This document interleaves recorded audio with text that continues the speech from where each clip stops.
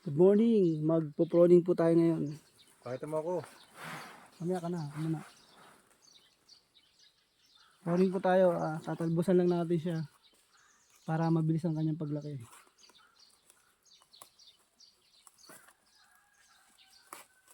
Tanggalin natin to.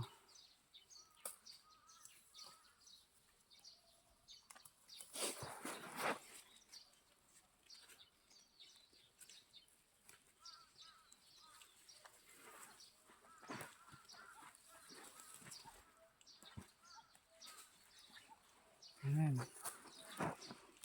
Ganito na po siya pag na-proning na natin. Yan, tanggal na yung mga talbos niya. Ito siya pag hindi pa siya napaproning. Diretso angat na rin pala nung ipit niya para papagapangin siya pataas. Ayan po yung kasama ko. Pakistan. Chingu! Chingu! Bro, gara sa saray. Oh.